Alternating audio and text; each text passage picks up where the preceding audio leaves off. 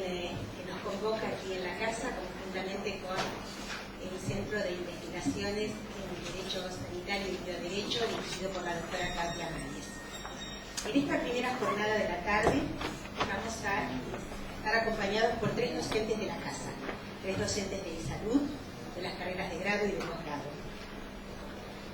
El tema que nos convoca es la relación médico-paciente, la asignación de los recursos, el uso eficiente de los recursos, las políticas que el país debe darse, que puedan apuntar a asegurar los derechos de los pacientes. El dilema sobre si el tema de salud es exclusivo al sector salud o es un tema que compete a todos los actores sociales. Los nuevos paradigmas en la relación médico-paciente y todo el conjunto de entramado de situaciones que da lugar a que pongamos el foco en los temas de salud desde la perspectiva del derecho. Quiero presentarles a los 3 expositores que nos van a acompañar hoy. En primer lugar, va a exponer la doctora Diana Cohen Agrés. La doctora, que es docente de la casa, es doctora en filosofía por la Universidad de Buenos Aires y magíster en bioética por la Universidad de Monash, Australia.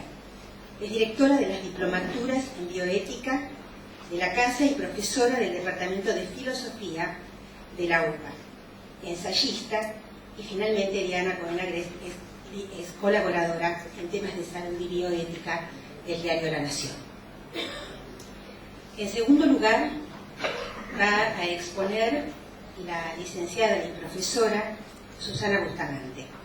Ella es licenciada en enfermería, profesora universitaria, docente de la carrera de licenciatura de enfermería, profesionalización de auxiliares de enfermería de la Universidad de Salud, es coordinadora de la carrera de enfermería profesional y docente del Instituto Superior Facultad de APUBA, Universidad de Buenos Aires. Es ex docente de la carrera de licenciatura de enfermería de la UBA, coordinadora general de enfermería en el partido de Esteban Echeverría y directora asociada de enfermería en el Hospital de Clínicas de la Universidad de Buenos Aires. Finalmente, va a exponer el doctor Mario Blanc, médico cardiólogo universitario, especialista en salud pública, máster en Economía y Gestión de la Salud por la Universidad de Salud, máster en Salud Pública, ex secretario de Extensión Universitaria de la Universidad de Salud, ex jefe de asesores del Ministerio de Salud de la Ciudad de Buenos Aires, experto internacional en sistemas de salud y director a cargo de la maestría y especialización en sistemas de salud y seguridad social de la Universidad de Salud. De inmediato le vamos a dar la palabra a la doctora Diana Cohen Agrés, pero brevemente antes quisiera transmitirle un mensaje que me hizo llegar la doctora Mañez, y es que por favor tengan en cuenta que para nosotros la opinión de ustedes, lo que ustedes quieran volcar por escrito en el material que se les entregó, por favor lo completen y lo entreguen antes de retirarse de la jornada.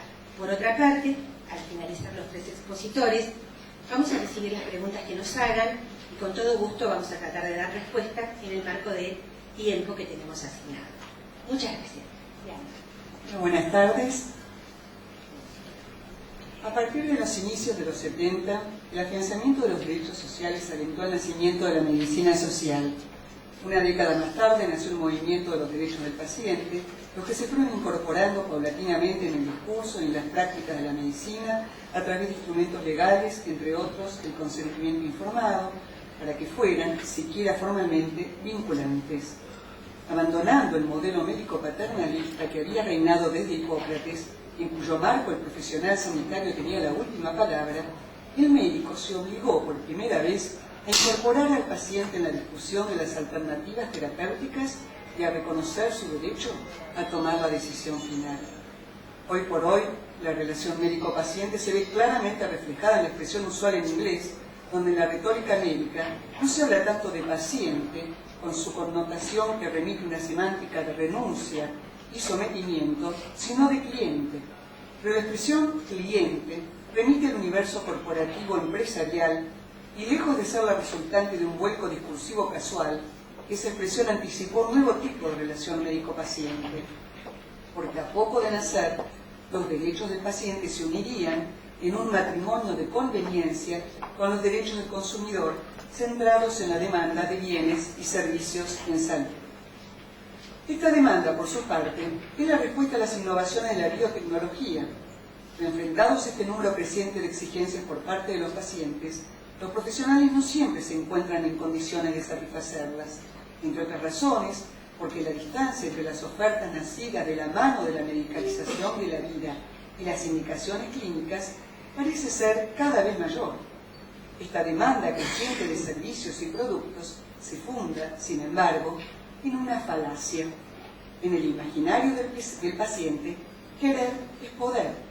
El querer es el querer del paciente, pero el poder continúa siendo depositado en el médico, de quien se espera que cumpla el deseo del paciente. Pero en esa tensión ya no se juegan los derechos del paciente, sino el querer del consumidor que, por su índole misma, detenta el derecho a reclamar desde tratamientos estéticos hasta terapias alternativas. Esta suerte de empoderamiento del paciente, de más está decirlo, se cimentó en los altísimos costos en salud que paga a su obra social, a su prepaga, a su seguro médico o en impuestos, lo que condujo, entre otras causas, a una mercantilización de la medicina.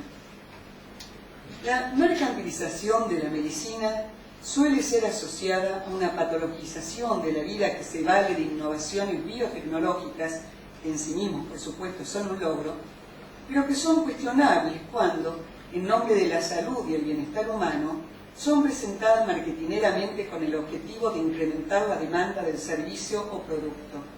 Y tal como se hace cuando se vende cualquier otro servicio o producto, desde un auto hasta un masajeador, se intenta posicionar un tratamiento en el imaginario del consumidor.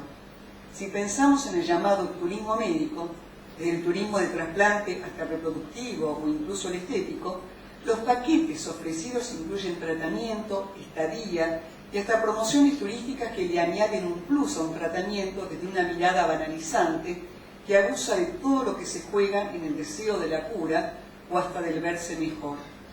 Pero además, como se trata de extender la operativa mercantilista de la sociedad de consumo, se deben inventar nuevas pseudoenfermedades, ponerles nombres, para que de allí en más promover nuevas necesidades. La fobia social, por ejemplo, vuelta a una patología, califica a quienes siempre se tuvieron por tímidos. Estas pseudoenfermedades no son sino la recreación constante, sin solución de continuidad, de nichos comerciales que aspiran a satisfacer las demandas de un mercado generado por los mismos laboratorios que lanzan el producto. Y dado que esos productos son dirigidos al segmento ABC1, que son profusamente difundidos a través de campañas publicitarias, el profesional debe desmitificar esa parafernalia mediática y no ceder a la indicación de esos productos. Pero su misión va mucho más allá. El médico puede servirse, pero también debe lidiar con la nueva e-medicina y la unión de la teleinformática con la biotecnología, en cuanto está disponible no solo para los profesionales, sino también para el por mí llamado ciberpaciente omnisciente, quien, con la posibilidad de acceder a la información médica, busca en la red su propio diagnóstico y las variables terapéuticas. Esta situación inédita en la historia de la medicina podría sintetizarse en una suerte de segunda falacia complementaria de aquella que asimilaba el querer al poder. Según esta nueva falacia, para este paciente, saber es querer. Saber de la existencia de un determinado tratamiento, una novedosa tecnología biomédica o de nuevas drogas, implica el quererlos. Y en una cultura donde todo tiene precio, ese querer confiere un derecho a reclamar ese tratamiento, esa tecnología biomédica o esas nuevas drogas, no siempre disponibles o indicados para su enfermedad. Así pues, el tradicional modelo paternalista se ha invertido y ya no es el paciente quien espera del médico las indicaciones terapéuticas, sino que es el paciente quien exige las indicaciones. Confrontado a un paciente demandante de un consumo que parece desconocer todo límite en el espacio infinito de la red, el médico se vive amenazado por esa demanda imposible. Pero además, las expectativas depositadas en él exceden a menudo sus posibilidades reales de curar, porque a medida que los progresos de la medicina y la introducción de hábitos saludables de vida sirvieron de instrumentos eficaces para disminuir el número de decesos prematuros, la enfermedad y la muerte se percibieron como injusta o evitable. Y ni médico ni paciente pueden concebir la enfermedad y la muerte como un acontecimiento natural de la vida humana, las que son vistas como un fracaso del médico. Como en una carrera por eliminar el más mínimo obstáculo o despejar la más mínima duda, se da una medicalización cada vez mayor de los procesos naturales. El nacer y el morir son atravesados por la biotecnología, ocasionando el encarecimiento de la medicina y lo que se ha llamado medicina defensiva, caracterizada como aquella que emplea procedimientos diagnósticos terapéuticos con el propósito explícito de evitar demandas por mala práctica y avalada por la contratación de seguros exorbitantes como salvaguarda ante un posible litigio. En ese escenario amenazador, el médico selecciona a sus pacientes y rechaza o deriva a otros profesionales a los que considera de riesgo. Solicita múltiples estudios, frecuentemente innecesarios, para evitar reclamos por omisión o falta de evidencias para su diagnóstico y tratamiento. Realiza intervenciones quirúrgicas innecesarias o deja de hacer otras que debería hacer para evitar quejas de sus pacientes y no verse involucrado en un litigio. Un ejemplo es el de la cesárea programada, que además de ser un acto médico cómodo para el profesional y por el que cobra honorarios quirúrgicos, le permite cubrirse ante cualquier demanda. Así pues, para decirlo en las palabras de la doctora Teresa Pereira, hemos pasado de la medicina defensiva a la medicina ofensiva, al ejercicio de un encarnizamiento terapéutico que, en el intento de desalentar la desconfianza de la familia, puede incluso mantener en el respirador a un paciente tras su deceso solo para evitar una demanda por no haber hecho todo lo posible. Pero este es solo una de las caras de lo que acontece, porque en un sistema sanitario fracturado, mientras que una parte de la población usa y abusa de tecnologías sofisticadas, a menudo empleadas en elecciones estéticas o en pseudoenfermedades, otra mucho más numerosa muere de enfermedades curables o prevenibles. En este escenario, parecería que el médico no tiene demasiadas opciones. Una posibilidad es adoptar el modelo empresarial. Lo vemos cada vez más. La superpoblación de profesionales que se han volcado a los tratamientos estéticos es la respuesta pragmática a una cultura narcisista que venera la imagen y que no le importa pagar lo que sea por ella. Pero además, sabedores de los principios de la economía clásica según las cuales a mayor o mejor oferta, mayor demanda, al igual que en una carrera armamentista, el profesional debe procurar ampliar su abanico de ofertas innovadoras para ofrecer aquello que los otros no ofrecen. El modelo alternativo al empresarial, menos controvertido, no parece sin embargo demasiado seductor. En él, el médico es una versión remixada de Tupac Amaru, tironeado por el paciente, la institución en la cual trabaja, sus propios intereses pecuniarios y la obra social o prepaga. Sometido a presiones constantes por parte de estas últimas, los médicos terminan haciendo de mediadores entre el paciente y la entidad con la cual el profesional, en calidad de prestatario, se relaciona contractualmente. La institución deudora de la prestación, la misma que abona sus honorarios, en la búsqueda de la reducción de los costos reduce proporcionalmente las ofertas de prestaciones, incluso de las necesarias. En contrapartida, ¿qué hacer cuando el paciente reclama servicios que exceden las indicaciones clínicas? Porque frente a las crecientes demandas del paciente, la obra social o la prepaga responde defendiendo sus propios intereses.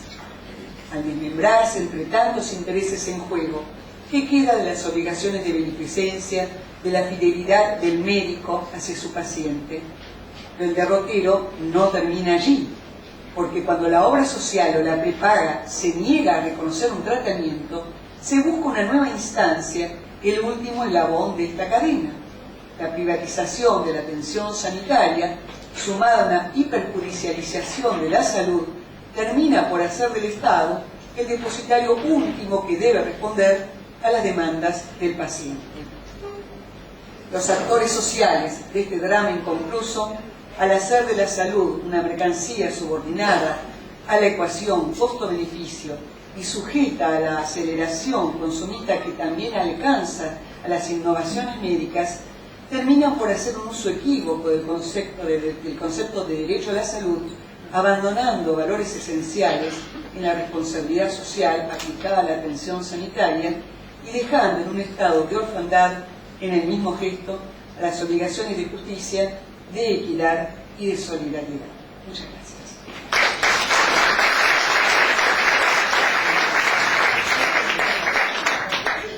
Muchísimas gracias, Diana. Y bueno, ahora continuamos entonces con la licenciada Susana Lozano.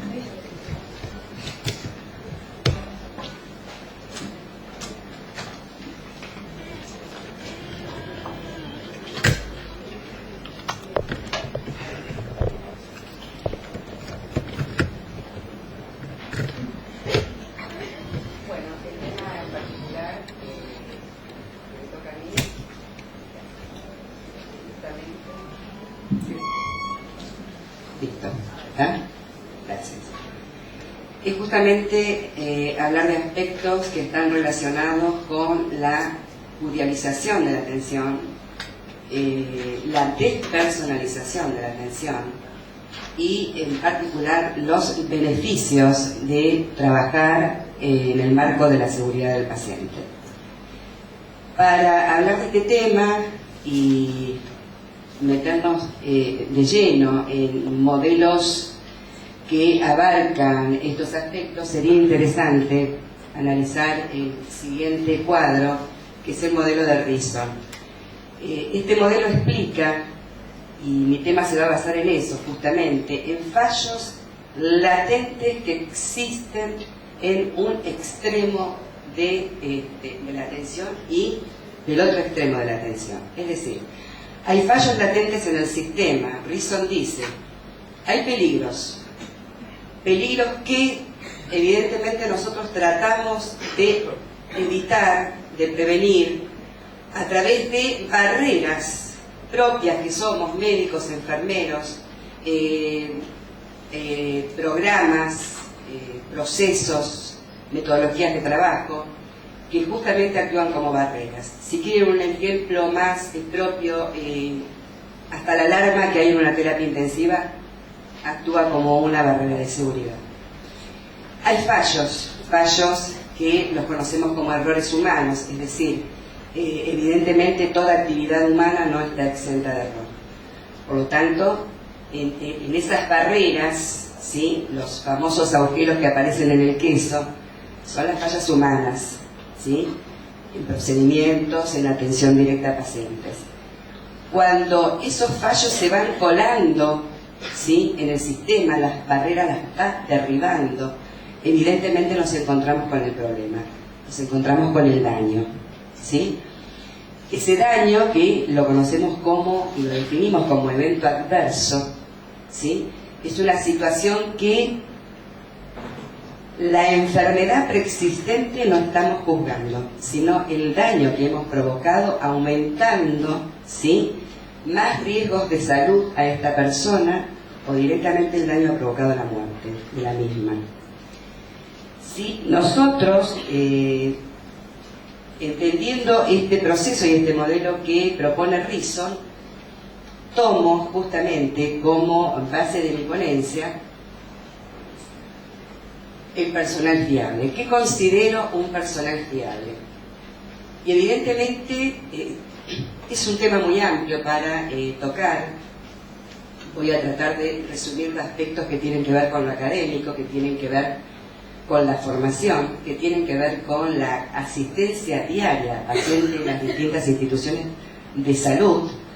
Pero un personal fiable es un personal que evidentemente pasó por un proceso educativo en una institución universitaria, que egresa con una preparación adecuada, que ha pasado por los procesos de adquisición de técnicas, de procedimientos probados, y que evidentemente nos garantiza una atención segura. Y cuando estamos hablando de una atención segura, estamos hablando de el operador que realiza esa actividad, ¿sí? Y el sujeto, ¿sí?, que va a recibir, el sujeto de atención que va a recibir ese cuidado.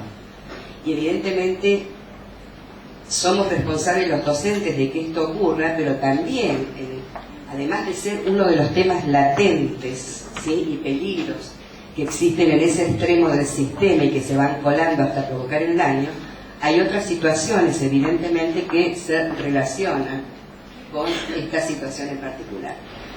Y si hablamos de seguridad del paciente y hablamos de que tenemos que contar con personal fiable, estamos hablando de dos variables importantes y realmente muy de peso en las políticas públicas y de Estado, no tan solo en la Argentina, sino en otros países del mundo que han adoptado y tomado medidas al respecto. Es que no tan solo es el número, es decir, que cuantitativamente ha disminuido en forma muy importante la cantidad de personal de enfermería que trabaja en Argentina o en otros países del mundo. Después les contaré cómo lo han resuelto. El tema es cómo lo estamos resolviendo nosotros aquí en la Argentina. El tema también es la calidad, ¿sí? La calidad del personal que hoy por hoy está trabajando en los servicios de salud.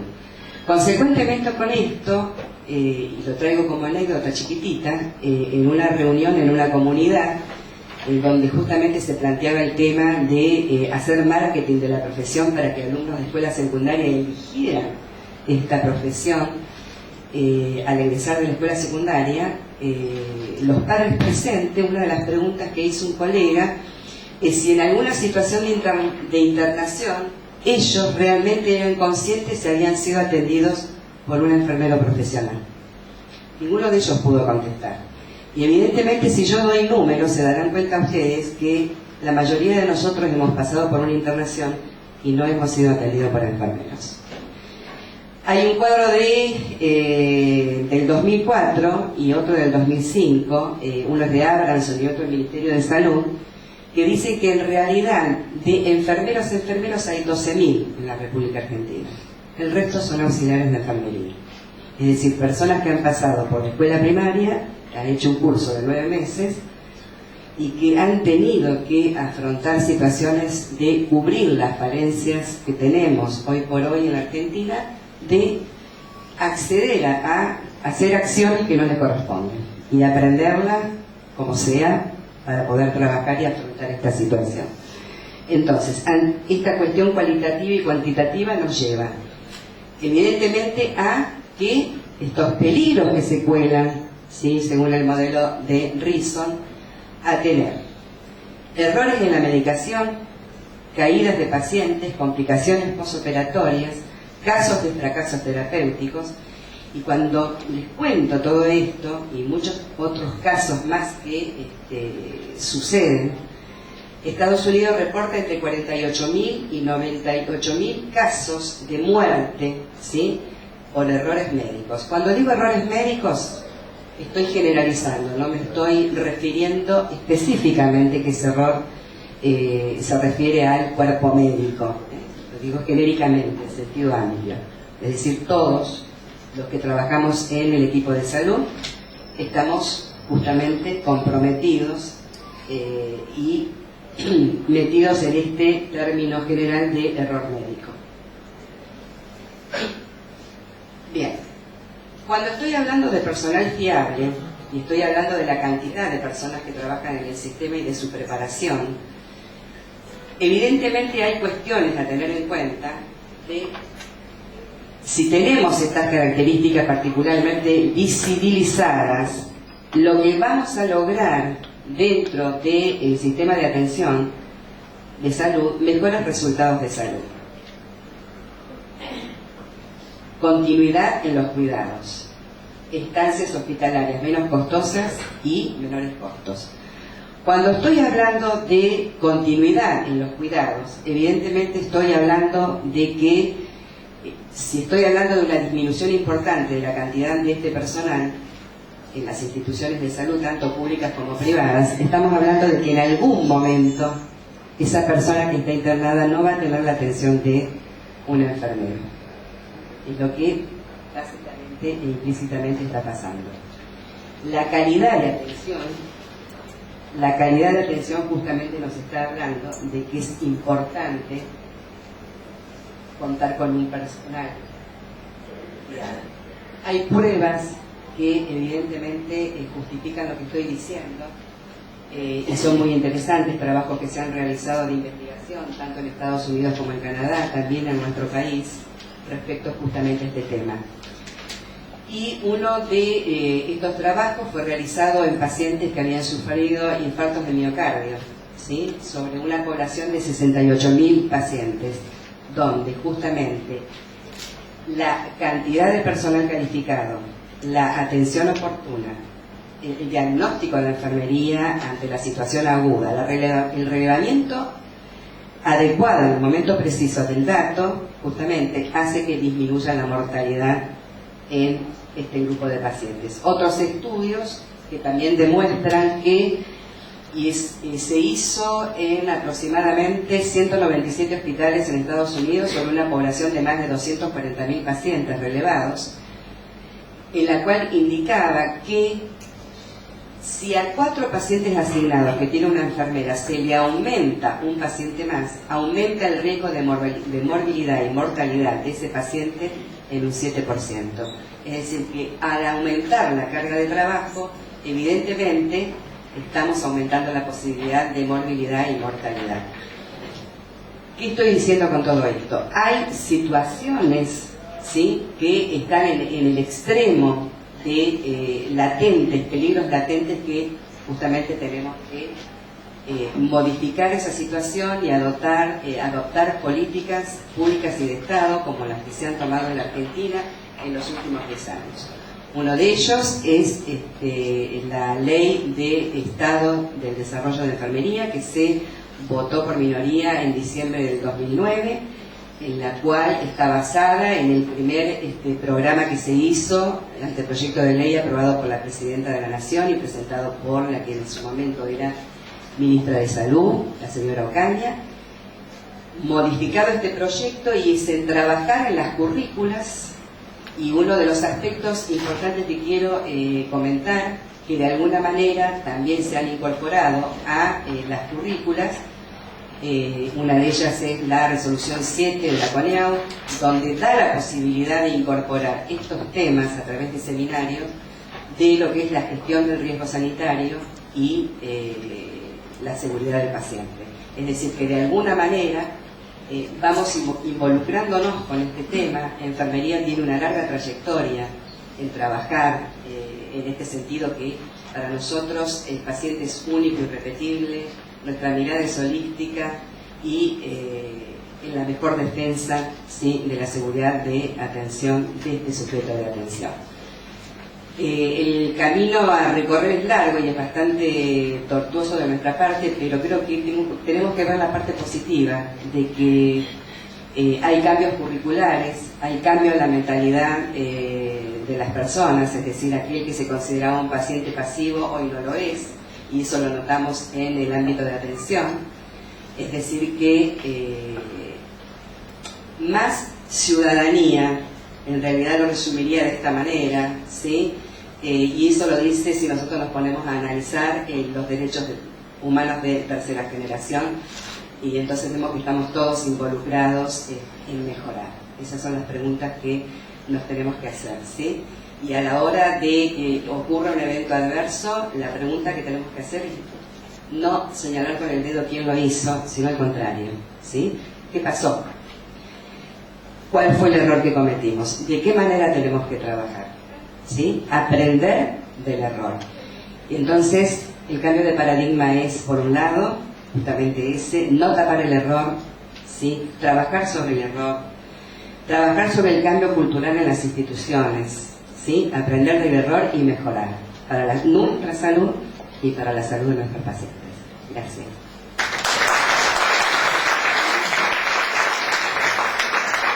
Empezamos ahora con el director de la especialización y maestría en sistemas de salud y seguridad social de la Casa, con el doctor Mario Pérez.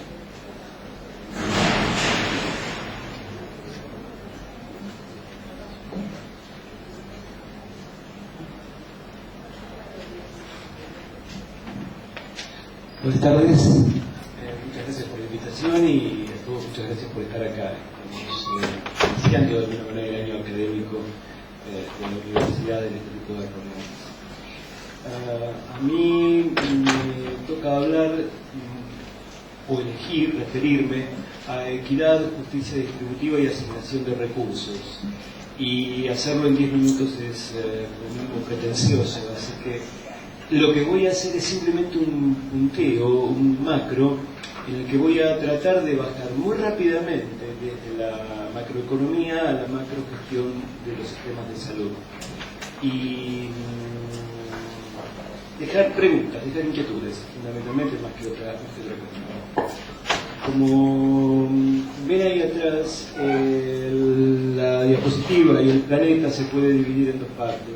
Una de abundancia y de satisfacción. Nunca el planeta, nunca los humanos fuimos tan ricos, nunca tuvimos tanta cantidad de recursos ni tanta producción. Nunca los hemos repartido como los repartimos en este momento. 1.200 millones de personas en pobreza extrema, 3.000 millones de personas bajo la línea de pobreza, un rango que recorre una mortalidad infantil en algunos países de 6, en otros países de 100, estamos siempre hablando de chicos cada 1.000 nacimientos. Estamos hablando que la brecha de ingresos entre el 20% más rico y el 20% más pobre recorre un rango que va de 83 a 1. América Latina no es el más pobre de los continentes, y nosotros estamos en América Latina, pero América Latina es el más desigual de los continentes, es el más inequitativo. Como ven ahí, el Producto Bruto en América Latina, después de la mejoría que tuvo durante los primeros años de la primera década de este ciclo, se quedó ahí más o menos clavadito en un 30%, 33% de la población. El 23% son 200 millones de personas, 30% son 200 millones de personas bajo la línea de pobreza. Cuando se habla de pobreza, que lo podemos medir por ejemplo por PBI, estamos hablando no solamente de la pobreza de ingresos, estamos hablando de la relación que esto tiene con la salud. A menor Producto Bruto Interno, mayor mortalidad infantil. Los gráficos de regresión que van a ver ahora, muy rápidamente, que les pido disculpas por presentarlos con esta velocidad, pero en todo caso después lo conversamos en la mesa o fuera de la mesa, son todos iguales. Esto es para mortalidad infantil, pero esto es para mortalidad materna. ¿Sí? Y es casi una perogrullada, a mayor pobreza, a mayor mortalidad. Esto es para enfermedades... sí, está bien. Para el anterior era para enfermedades crónicas. Ahí están las crónicas, bien. Ok. Es decir, se lo reitero porque no me ayudó la tecnología. Lo que simplemente quiero decir es que la pobreza tiene una transcripción en la calidad de vida de las personas, en la forma en que las personas viven y en la forma en la que las personas mueren. Y esto es una recta de regresión que se mantiene constante. ¿Cómo estamos en la Argentina? Argentina gasta el 10% de su Producto Bruto Interno en salud. Esto significa que 1 de cada 10 pesos que se gastan en la Argentina, o si lo quieren que se produce en la Argentina, se gastan en salud. Lo interesante para conocer en esto es que casi el 50% de ese gasto proviene de bolsillo. Esto es profundamente más regresivo y profundamente más inequitativo en la medida que más abajo vamos en la escala de ingresos, en la escala social de ingresos. Aún así, con ese 10% no llegamos a obtener resultados que se obtienen en otros países con otro tipo y con el mismo nivel de gasto o con un gasto menor. Es decir, el sistema, además de ineficaz, es ineficiente y es profundamente inequitativo. Y el punto clave del gasto está puesto no precisamente en otra cosa que en la asistencia sanitaria. Esta diapositiva es un clásico, pero vale la pena puntualizarlo. Aunque gastemos en asistencia sanitaria, el determinante de las condiciones de salud de una población no está dada por las prestaciones y por la asistencia, sino por las condiciones materiales de existencia. Esto tiene que ver con los estilos de vida, tiene que ver con las condiciones de vida, como alguien dijo alguna vez, los destinos de vida, colocándole una D al principio. Sin embargo, la pugna está puesta precisamente en ese 11%, pensé que yo se me había tirado la tableta. La puja está puesta precisamente en la puntita de la pirámide. Los medicamentos de alto costo constituyen, o aquellos que tienen un componente biotecnológico en su elaboración. ¿Sí? Para la Organización Mundial de la Salud, con 200 medicamentos se establece aproximadamente una canasta básica que sirve para cubrir el 95% de las enfermedades habituales.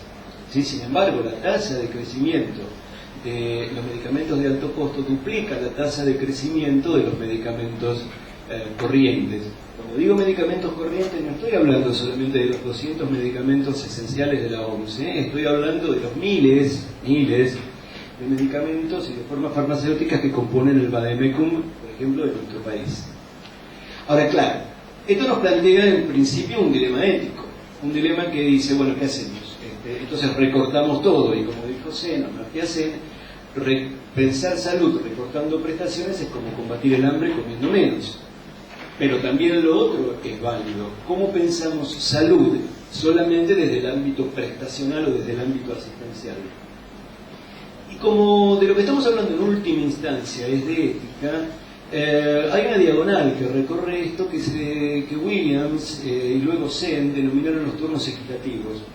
Y que, aunque toda esta presentación tenga algo de pedogrullo, se refiere a lo siguiente, que todas las personas tenemos al momento de nuestro nacimiento una determinada expectativa de vida, es un tiempo que vamos a andar caminando por aquí.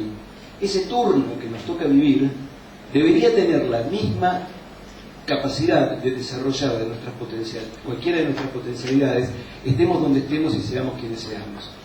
Esa injusticia de nacimiento se puede modificar exclusivamente a través de acuerdos globales que establece la sociedad. En el caso de salud en particular, no el sector sanitario solamente. A quienes estamos dentro del sector de salud nos compete cierta responsabilidad político-técnica. Pero este es un tema de la sociedad en su conjunto. Y lo voy a decir rápidamente, porque no tengo otra posibilidad, pero podríamos hablar mucho tiempo de cada uno de estos aspectos. Llegó un momento, tal vez esté llegando el momento de empezar a hablar seriamente de algunas cuestiones. Una de ellas es que si vamos a hablar de turnos equitativos, de igualdad o de equidad, y queremos honrar de alguna manera la ética de las diapositivas anteriores, de los conceptos de las diapositivas anteriores, tenemos que considerar a salud como una construcción de ciudadanía. Establecer un contrato sanitario, y esto significa buscar consensos y transformar los consensos en ley, los consensos en letra escrita a la que estemos todos obligados y donde estemos todos amparados. Tenemos que universalizar la cobertura. Universalizar la cobertura significa que todos tengamos frente a la enfermedad y para la salud los mismos derechos por el solo hecho de habitar esta tierra. Universal la cobertura significa confluir en términos de los diferentes seguros que existen en la Argentina, unificarlo en uno solo. Existen muchas variables político-técnicas nuevamente, pero que tenemos que empezar a discutirlas. Y cuando se discutan los modelos de aseguramiento, debemos entender que universalizar la protección en salud va a excluir necesariamente ciertas prestaciones. ¿Por qué? Porque no es posible, porque no hace falta y porque no es justo. Porque necesariamente en esta universidad, en la primera clase de economía, el profesor dice: buenos días, los recursos son escasos. Es decir, a veces, con esto empezamos. Y es cierto, universalizar la protección, aún a expensas de limitar el número de servicios cubiertos, implica definir qué es prioritario y qué es secundario. Pero la definición de prioritario y secundario no se tiene que plantear en términos de prestaciones, sino en términos de protocolos. Es decir, no estoy hablando de la medicación a asignar como tratamiento posible a una enfermedad, sino que de lo que estamos hablando es de la protocolización y del consenso alrededor de que en esta sociedad este diagnóstico, este síndrome se atiende como mínimo de esta manera. Esto lo han hecho en Chile con el Plan Auge, esto lo establece Inglaterra con su agencia NICE, esto lo han hecho en muchos otros países de la región y del extranjero. Esto significa gestionar la enfermedad y significa que en aquellos medicamentos de alto costo, en aquellas prestaciones de alto costo, en aquellos protocolos que impliquen un alto costo, hacer una discriminación positiva. Pero una discriminación positiva que esté consensuada, que esté conocida y que esté planteada, y que esté aceptada y legislada. Terminando, creo que no hay modo de pensar en paradigmas acerca de ética y salud sino desde la equidad. Y esto no tiene que ver con una canasta de prestaciones, con un PMO, ni tiene que ver con un menú prestacional, tiene que ver con la reducción de las brechas de ingreso, tiene que ver con la posibilidad de darle a cada uno, a los recursos que se utilizan para el sistema, ese 10% del que hablaba hace 9 minutos, de darle el mejor costo de oportunidad posible. Pero implica también darle al Estado, no en su carácter de provisor, sino en su carácter de rector, el ejercicio de sus funciones precisamente rectoras, es poder regular y poder establecer qué, no necesariamente dar, sino qué es lo que dar. En definitiva, es una manera desde salud de mejorar las condiciones de vida de las personas y ir al aprovechamiento pleno de su potencialidad, que es lo que les comentaba de Williams.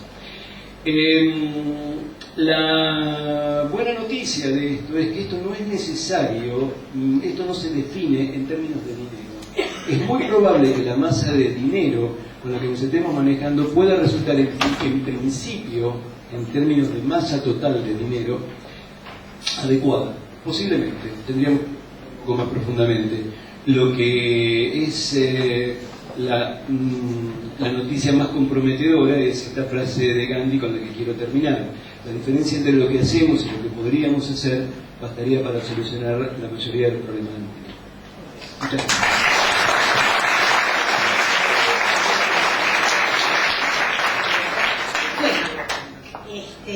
Dentro del marco de esta jornada que realmente nos ha sorprendido por la convocatoria que tuvo, y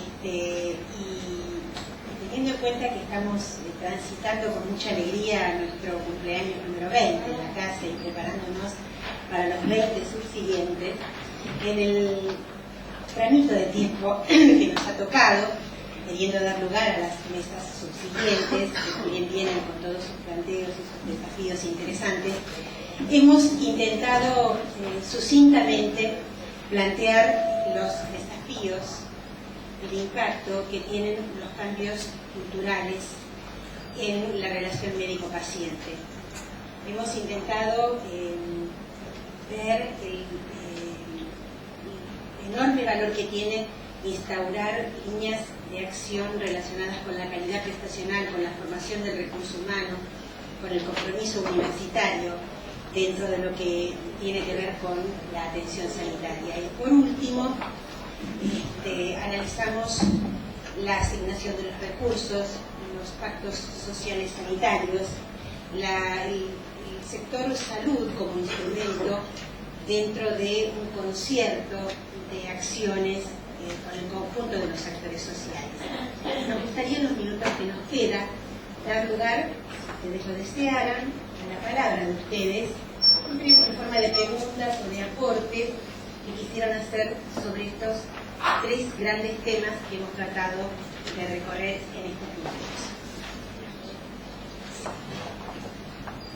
Sí, doctor Román, no sé si usted va a coincidir que sería conveniente que todo lo que usted ha relatado, que es muy cierto, sobre la protocolización, sobre la universalización de las prestaciones, pero dentro de qué marco de asistencia, dentro de qué plan de salud, porque por lo menos la idea que tengo, no sé si va a coincidir, no es lo mismo que hablemos de todo ello dentro de un sistema fragmentado y cementado como es justamente el caso argentino, o un sistema único de financiamiento como puede ser el caso inglés, el caso alemán o en muchos países europeos. Esa es la idea y quisiera saber si usted coincido o no con ese aspecto, que es el marco dentro del cual se tiene que dar esa equidad y esa solidaridad.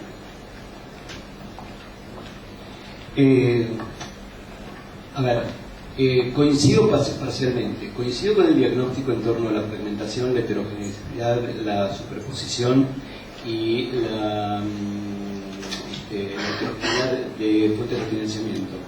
Lo que creo es que si nosotros esperamos a que acordemos el desarrollo de un sistema único, vamos a tener los fracasos que hemos tenido a lo largo de los últimos 30 años para poder desarrollarlo.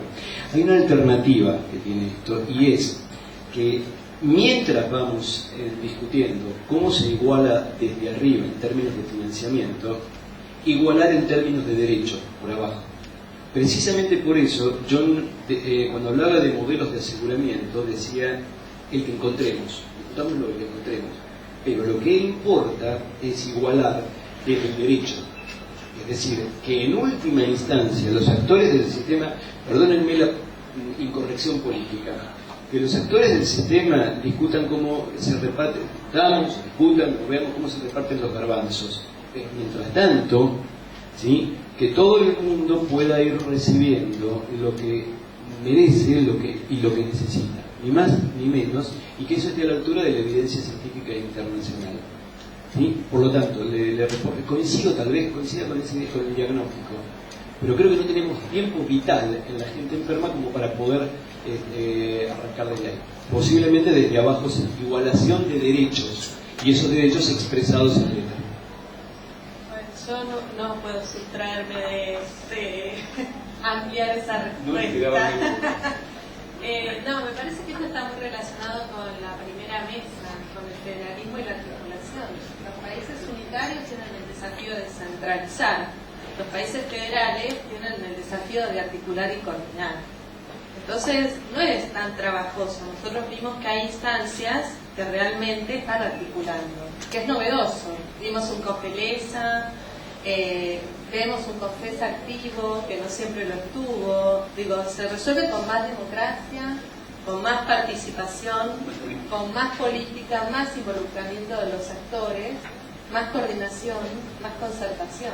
Esa es la fórmula, y no seríamos únicos, porque hay países que tenían sistemas realmente mucho más segmentados que el nuestro, porque el nuestro tiene una particularidad, tiene un subsector público que le garantiza salud a todos. Pero nosotros en Latinoamérica, bueno, Mario mencionaba el sistema de salud chileno, pero el sistema de salud chileno era muy inequitativo, había pasado por un proceso de reforma antes del auge, era bastante inequitativo.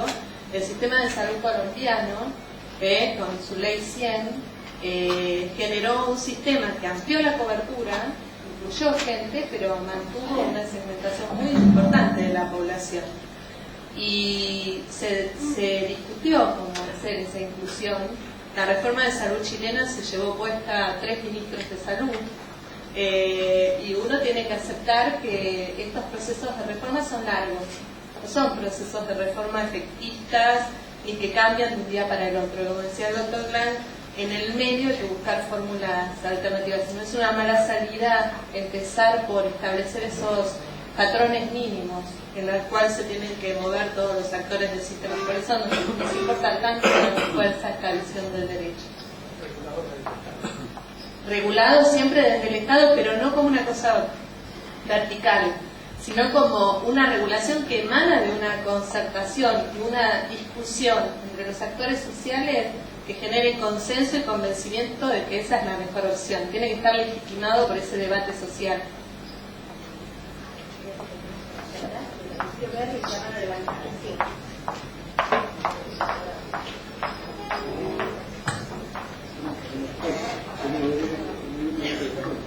Yo quería hacer unas observaciones y justo iba a empezar por decir que el Estado está haciendo cosas buenas, como me parece el COFESA y el COFELESA que recién dijo la doctora Madis, pero creo que se pueden hacer otras cosas que por ahí no son tan difíciles para que los recursos dejen de ser tan escasos como decir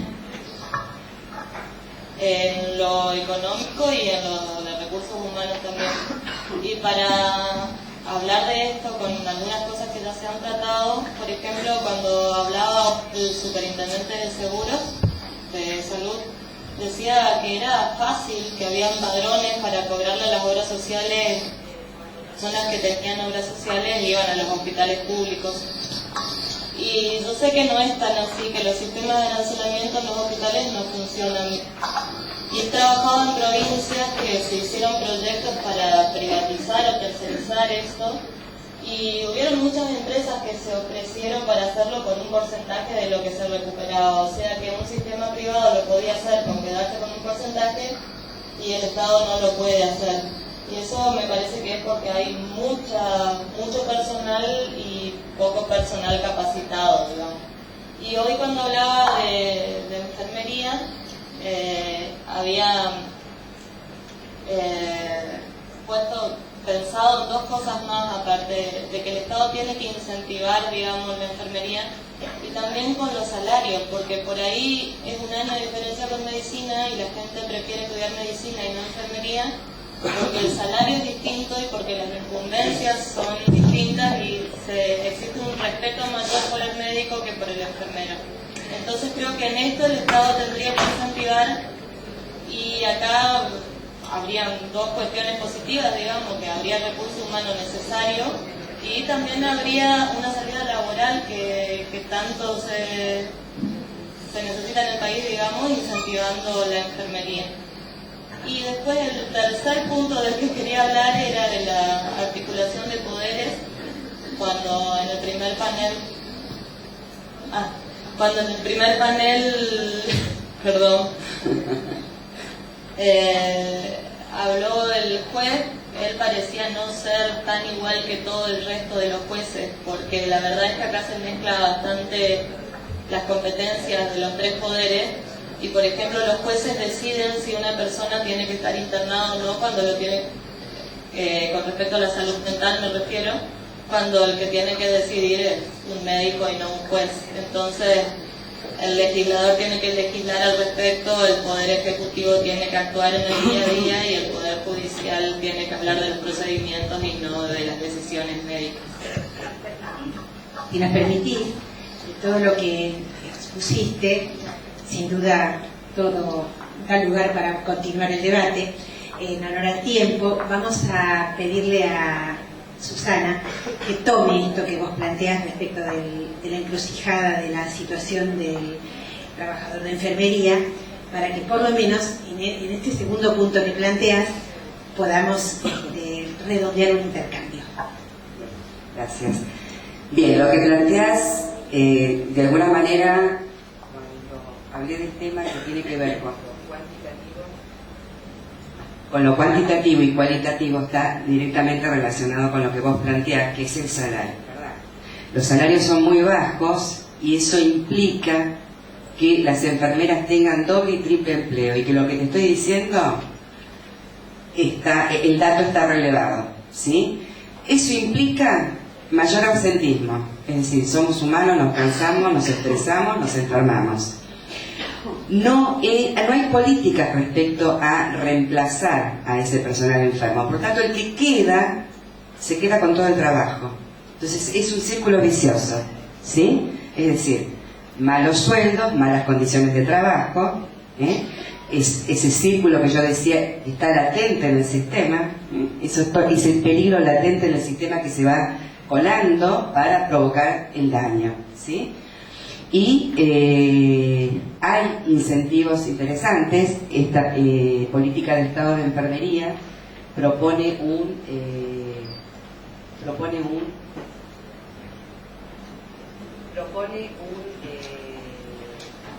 trabajo muy interesante en el cual se brinda a los que se postulen para estudiar enfermería becas, es decir, de alguna manera el Estado está incentivando esta situación. Por otro lado, las políticas del diseño para enfermería 1999-2010 planteaban justamente el marketing de la profesión, ¿sí? Es decir, el crecimiento vegetativo lógico y el envejecimiento de la población de enfermería.